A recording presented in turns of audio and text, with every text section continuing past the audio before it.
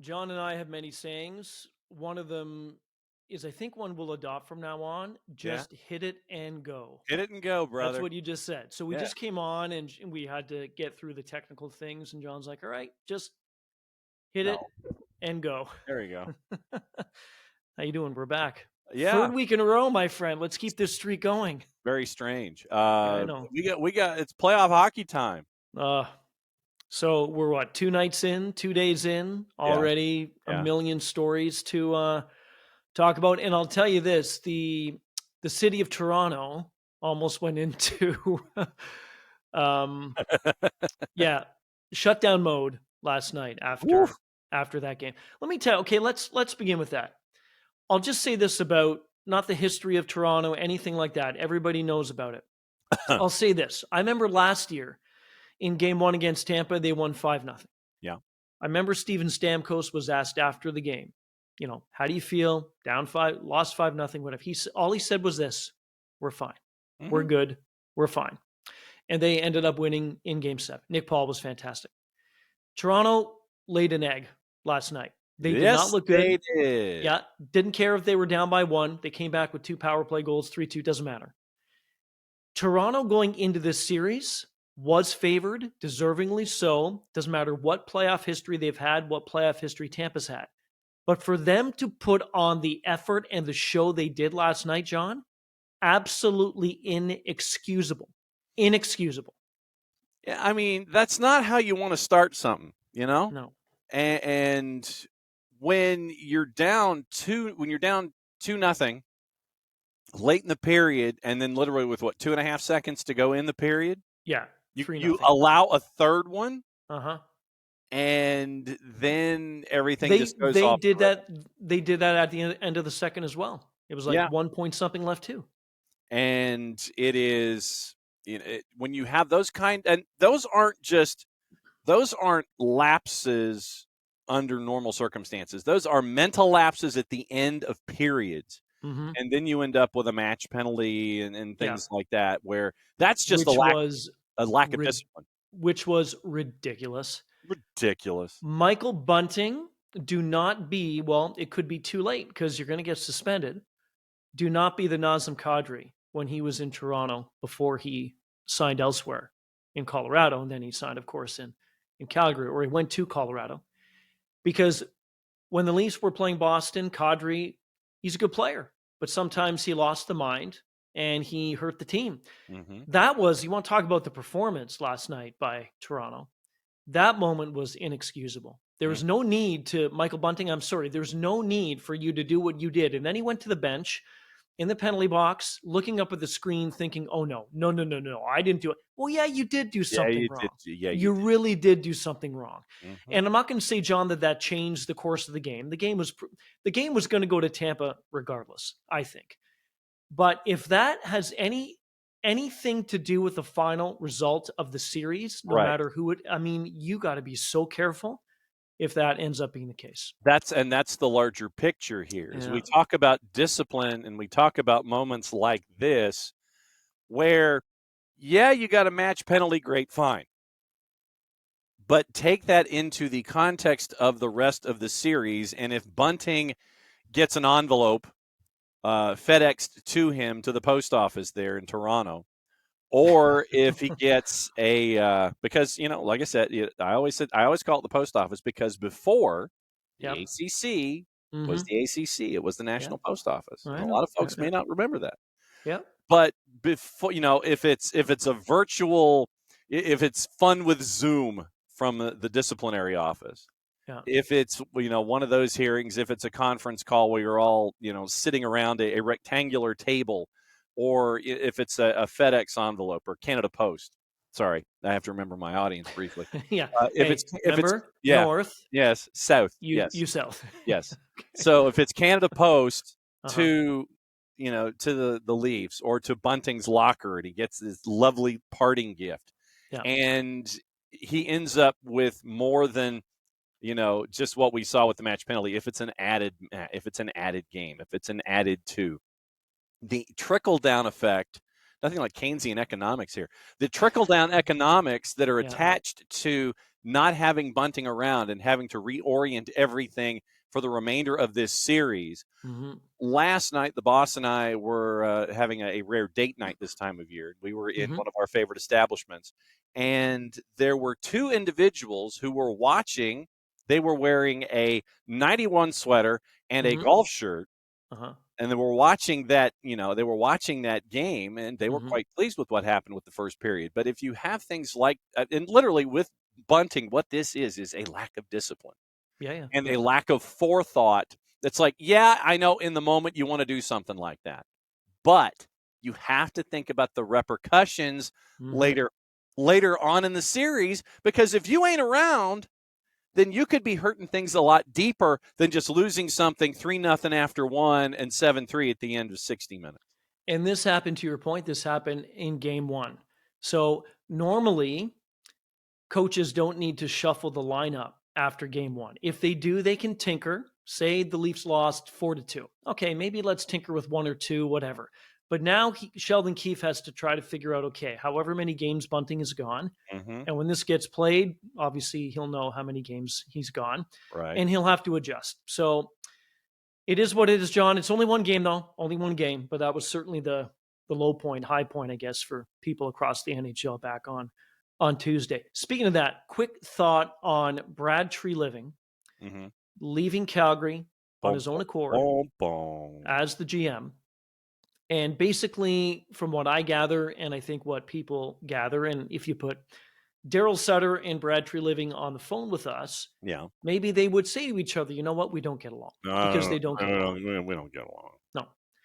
So Treliving goes, and he will get a spot somewhere in the NHL. It's going to be sooner than later, probably after the postseason, which makes a lot of sense by the time the end of June is. Right. Here's my thing to you. Yeah.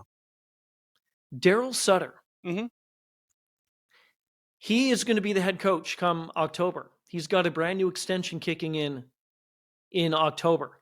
It defies logic to me that he is going to come back and coach that team, because he is the problem. He's the issue. He's the problem. Why? But he's coming back. Why? He's old school. He's tiring. His act is tiring.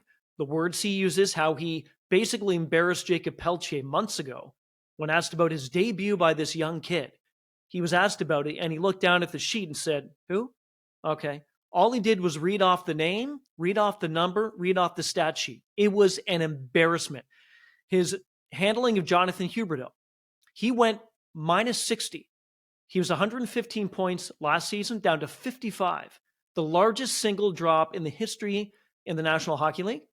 And then about a month and a half ago is when all of a sudden he decided to put him back on the left side. When Jonathan Huberdeau has been pining to be on the left wing for the entire season. The Nazem Kadri, they don't like it. Shall I go on? Well, and I mean, once again, I always go to our friends at Puckpedia for situations like this. The former NHLnumbers.com. Right now, they're right up against the number when it comes to the cap. They projected cap space as of right now, $0. $237,630. Okay. They have 47 contracts out of a possible 50. And the numbers that are attached for next season, since this season is out the door. Yeah. 23-24. Nazem Kadri, $7 million a year. He's a UFA in 29, 6 years from now. Yeah. Huberdeau, he was under a deal that had him at $5.9 million this past season. It really picks up, basically doubles. To 10.5 US through 20. He becomes a UFA in 2031. Mangiapane is 5.8 for the next couple of seasons. He's got 2 more before he turns UFA. Michael Backlund's got 1 more year at 5.35. Luch at 34 is a UFA. Blake Coleman has 4.9 through 26. He's a UFA in 27. What's on the Markstrom? What's he at? Markstrom is 6 a year through 25. Okay. 26, 27, he's a UFA. Okay. So you've got that. And Hannafin's got 1 more year. Rasmus Anderson has 3 more years. Mm-hmm. Tanev has 1 more year. Zadorov has 1 more year. Uyghur has a lot of years. He's at 6 1/4 through 2030. So, yeah. So what is this telling you? They're strapped. You're top heavy. Yeah. You're absolutely top heavy here. So whoever comes in, whatever GM comes in, I know Maloney's doing it on the interim. Craig Conroy certainly looks like he may be the one. Mm-hmm. But whoever comes in to get the actual position, yep, is going to have some work to do. But the Flames are not going to sit and eat Daryl Sutter's contract for the next 2 seasons. I just find it appalling, John. I do. I think his time in the league is done. Yeah. How he handles situations, unless he finds a way to repair the fractured relationships, because I do think that there is one big one with Huberdeau and another big one with Nazem Kadri. And at the end of it, too, I should say this. When he came out and talked about Pelche that day after the game, Brad Treliving went to Daryl Sutter. I don't know if it was the night of, the next day, whatever. He went off on him saying, words are words. And that's a quote. So those 3 words are words. Mm-hmm. It just screams to me that there was no consistency and there was no respect. And if you have no respect from players, I don't care what happens in the league. And I know that they lost so many 1-goal games. I know they lost 17 extra in overtime and the shootout. I get all that stuff. But when you don't have that respect from key players on the ice, you're not going to win hockey games. Well, and if you don't invest in the lives of the individuals that you're around. Right. I mean, it's like, good point. If you're asked about someone and, like I said, I don't know if recency bias was an issue with that interaction or anything, but get to know the folks that are there. Take the time to understand what makes these folks tick. Why did Nazem Kadri sign the deal that he signed? He was in a fantastic environment in Colorado. Yeah.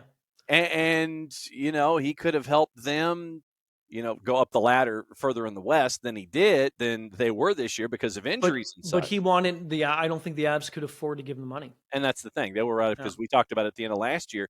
You've got a lot of those young players who are locked in for a very long period of time. But I think that if, but if you're Nazem Kadri and Calgary comes at you and says, tell you what, we're going to pay you $7 a year for the next, 6 at the time. Yeah. So, we're going to pay you 42 over the next 7, which includes this season. What are you going to say? No. I mean, it's like, no, I want to make 2.5 and no. be someplace. Sorry, let me just check with my accountant. Hold on. Yeah. No, and I mean, right now, and I mean, Nazem Kadri is set for, this is his last contract. Legitimately, this is his last contract. He's 32. Yeah. 33, 34, 35, 36. I mean, basically, when he's done, he's going to be 38 years old. His contract is done, and he's 38. He's getting paid $7 right now on average. I mean, what you do not say no to something like that, because it's life altering money for the end of your playing career. This is it. This is your last year. And remember how long it took Kadri to sign too? He was one of those big free agents to sign last summer. I remember. And it was, would he go back to Colorado? Would he go here? Would he go there? So anyway, we'll see. But that's Calgary. Daryl Sutter, he'll be back, and can't wait to hear more of his annoying press conferences. And just John, invest in your players. That's what. I don't know. Just invest in your players. When somebody stomps on your chest, whether it's an NBA game or just in general, I don't know if you have that happen to you. Not so much. No, I haven't had anybody stomp on my chest since high school. Yeah. So when somebody does that, there's obviously, that is usually a reaction from some sort of action. And Draymond Green did that the other night against Domantas Sabonis. Well, because Sabonis was grabbing him by the leg, I've seen more reaction for why the heck did the NBA suspend Draymond Green, and that they shouldn't have, then he should have been suspended. Oh, boy. So before I go on, you tell me your take. Was the suspension warranted? Yes. Should he have been, or should he not have been? Of course he should have been. You don't do a Finn Balor coup de grace on a player in the NBA. You don't do that. I know. Yeah. But it's Sabonis, I know. So I know Sabonis had the leg wrapped up, and Draymond was like, stop grabbing my leg. Yeah. That's where it should have ended. It's like, dude, you look down on him. Sabonis is down on the floor. You sit there and you extricate your leg. You sit there and you look down on him and maybe, poke an index finger and you go, dude, don't do that. Yeah. You don't do a coup de grace on the guy and then not expect consequences for that. You got ejected. And I know that you egged on the crowd in Sacramento. It was a great crowd, by the way. Good for Sacramento to finally, after all of these years, have home playoff games. Well said. But for Draymond Green, of course you suspend him. Why would you not? Oh, he was self-defense from what? It's like, yes, Sabonis grabbed his leg. Yeah, as we say out on the playground, BFD. Big freaking deal. Yes. I mean, so you suspend him because of this. You don't stomp on another player. That's just not how this works. Shaq it's not said, roller derby. No, Shaq said he would have done the same thing. Richard Jefferson would have done the same thing. What Richard Jefferson said, what Sabonis did was wrong, and it was. I think that was the second time he grabbed his leg at some point. Okay, fine. Jefferson said, I wouldn't have stomped on him, but I would have given him a kick. I would have kicked him. So for all the people that think he should not have been suspended, and then there's the argument, too, that I was reading, and I want your thoughts on this as well. Yeah. Was this suspension also because of who Draymond Green is? Here are some of the unsportsmanlike acts. He hit Steven Adams in the groin back in 2016. I remember that. Did the same thing to the groin of LeBron weeks later in 16. Yes. Elbowed James Harden 2 years after that. Yeah. And then he's had in-house altercations with Kevin Durant and Jordan Poole, to name just a couple. Yeah. So was this at all because of the history of Draymond Green? Well, I think if it's longer than an anticipated suspension, I think the answer to that would be yes, because you have previous evidence and you have a dossier in the league office where you sit there and you open it up and, oh, look, there's Draymond's file. You sit there and you pull it out and it's like all these papers fly out all over the place. I think if it's a standard extra game, I mean, if we think about it in the context of the National Hockey League, where, since we were talking Calgary, let's put it in Milan Lucic's, if we're comparing, if we compared, say, Luch and Draymond Green. Luch does something like that, something extra, not a skate to the, I certainly don't think it's a blade on a chest. No, but something extracurricular, Sure. Something, a little bit added, a little bit of dessert to the main course. Then, because of what Luch has with his reputation, he might get an extra game. It might be 1+1 just because it's Luch, because of that, that idea that's already there.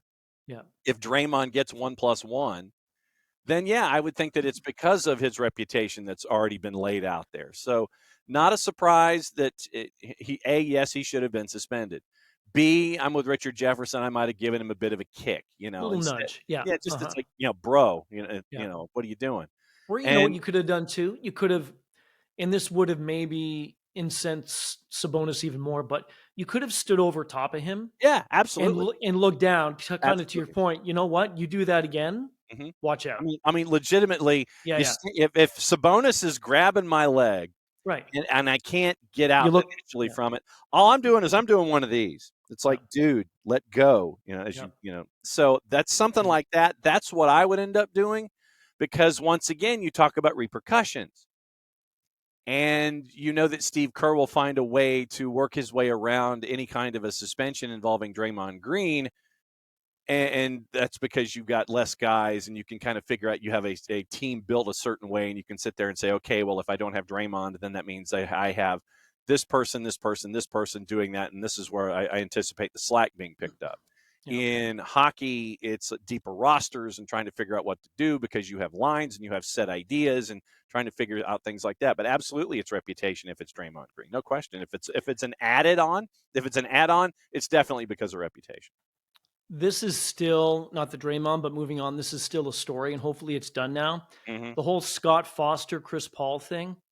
So after 13 straight losses, that Paul's been playing a game reffed by Foster. They finally won a game. And this is what I find so funny about stories sometimes. Yeah. It's humorous to me. They finally won a game reffed by Chris Foster. Yay. Right.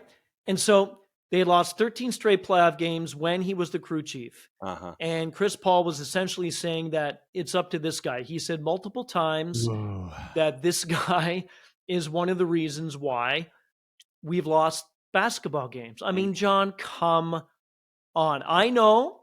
What was that referee? Tim Donaghy, right? Yeah, Tim Donaghy, yeah. Yeah. So I know the refs have not been the cleanest of people in the NBA, whatever, and I get it.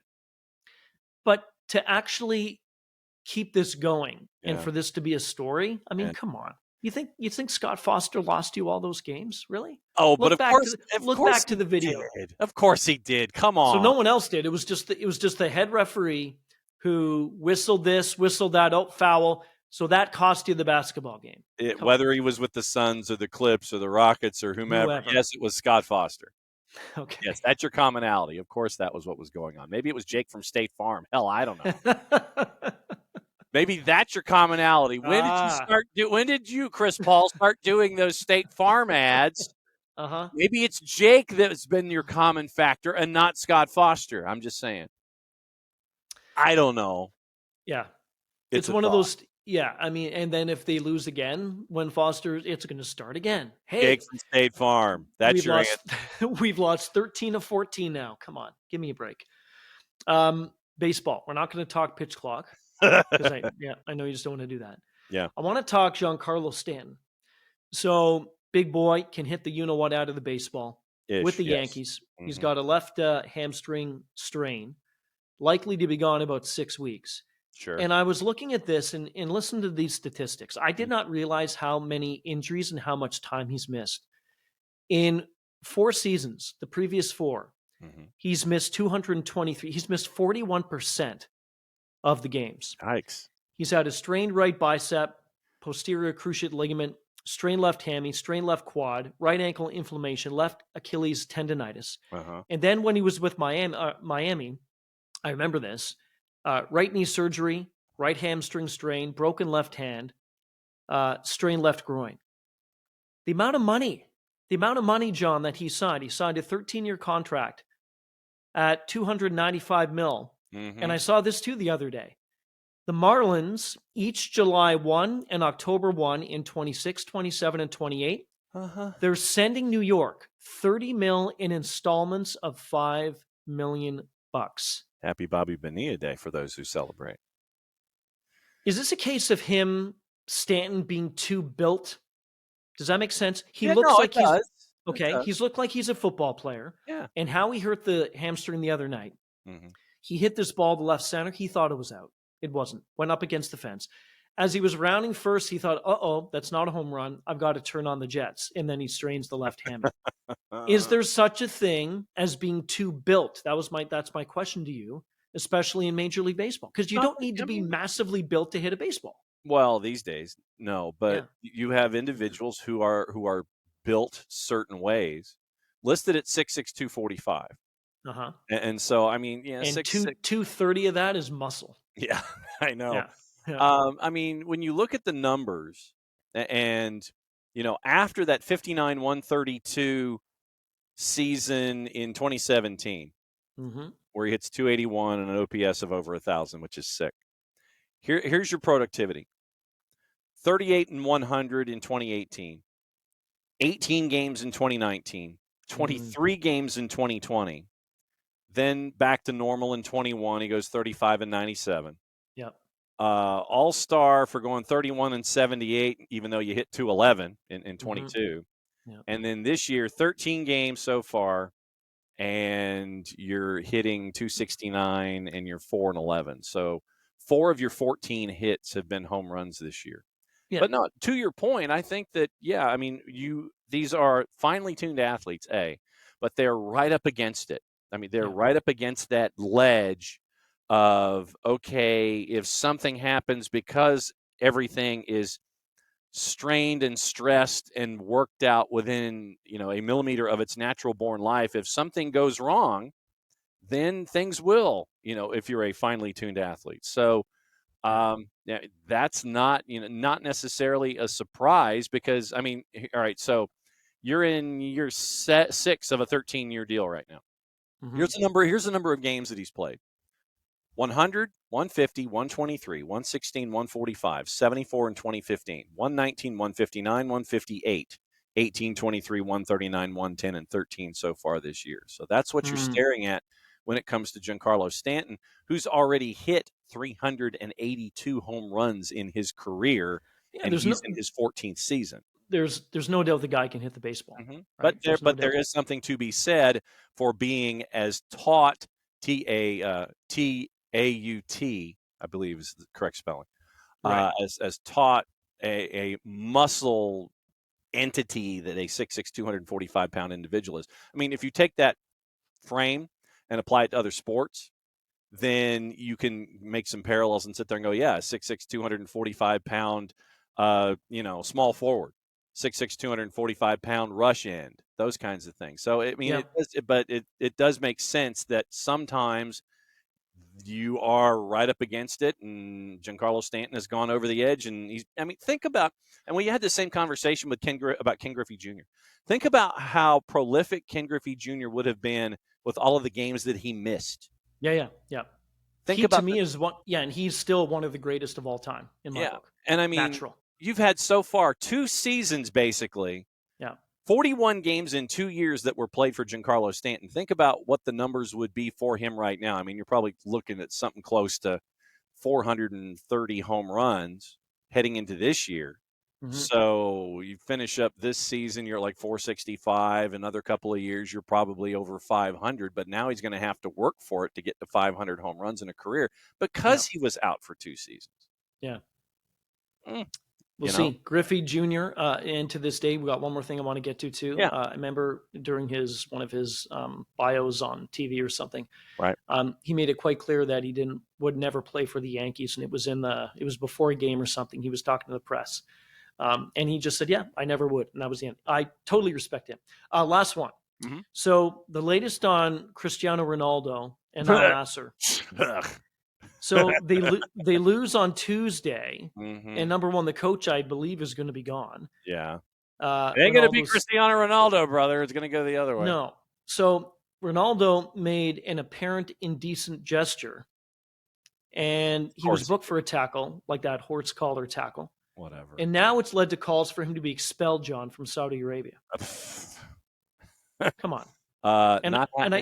I think I have this correct in that he did tweet out, or he sent out a note yesterday or maybe this morning. Mm-hmm. Ronaldo did, basically saying, the coach, it's been great to work with you. I appreciate it. And Ronaldo doesn't have a good relationship with him, so the coach is going to go. Of course he is. It started off really well. Yeah. It's not ending very well. Gee, what a shock. I wonder what the commonality is there when it comes to Cristiano Ronaldo and a place of his employ. But Al Nasser has spent entirely too much money for it to be anybody else to go. It's not going to be CR38 that's going. It's going to be the coach. And if I'm a coach, the only thing that is going to allow me to be attracted to this gig is going to be that paycheck because of the headache that you're having to put up with Cristiano Ronaldo. And not a surprise, not one bit. Was this more of a gimmick?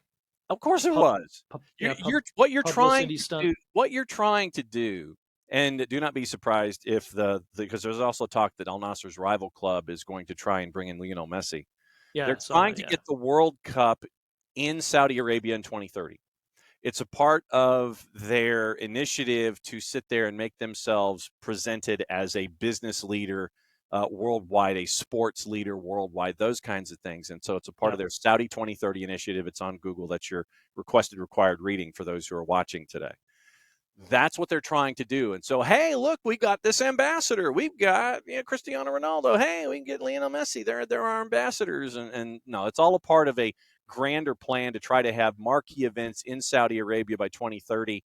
And no, the only thing that would have me there is a coach, because CR38 is going to do whatever he wants. And you have to placate him because of the money that's being spent on him. Or you could be a team that's going to have more coach turnover, like a place like Watford. And that's your Google search for today. Still one of the elite players in the game today? No. Not by any stretch. On that note, we end it north-south.